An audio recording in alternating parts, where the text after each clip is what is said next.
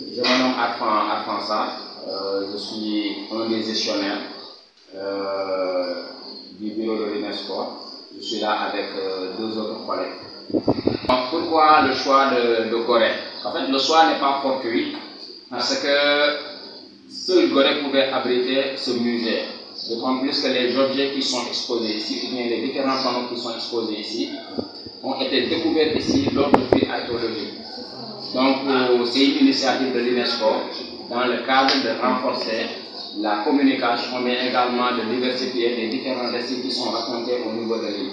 Donc, voilà pourquoi Gorée a été choisi pour abriter cette exposition. Voilà.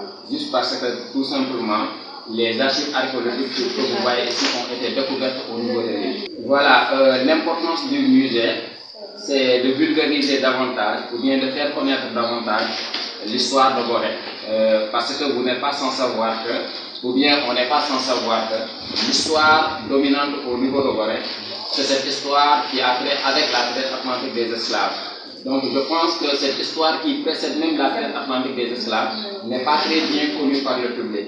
C'est en ce sens que cette exposition a été donc initiée pour faire connaître les différentes phases d'occupation, montrer également donc aux usagers de l'île que l'histoire de Gorée ne commence pas seulement avec l'arrivée des Européens, mais avant l'arrivée des Européens, Gorée était déjà donc occupée, habitée, parce que je l'ai dit, Gorée a une histoire de 2400 ans. Donc depuis le néolithique, Gorée a une histoire et les vestiges archéologiques qui sont là témoignent de cette histoire.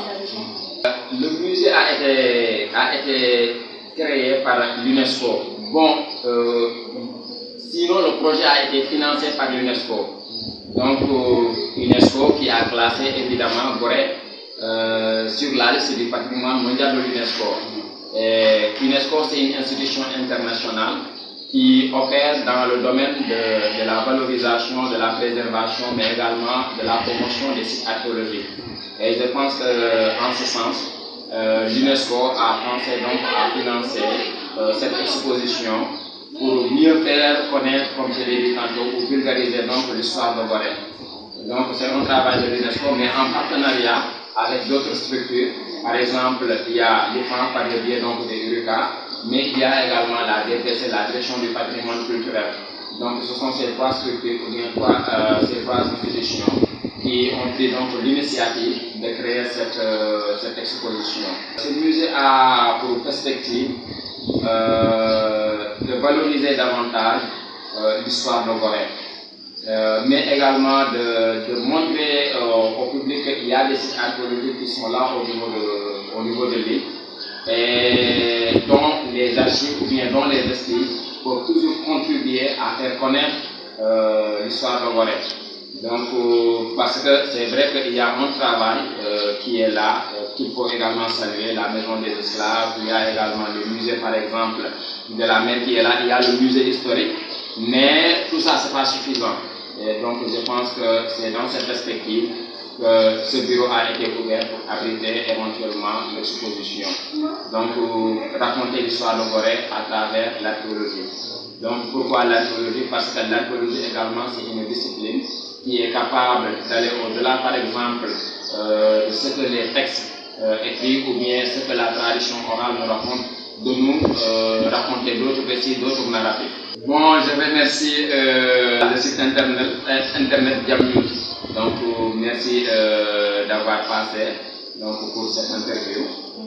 On vous remercie vraiment de ce déplacement, mais également de l'importance que vous accordez au patrimoine. Et je pense que comme nous l'avons fait ici, on aura l'occasion également de le faire pour d'autres sites archéologiques du Sénégal. Je pense que ce qui nous manque, c'est ces genres d'initiatives.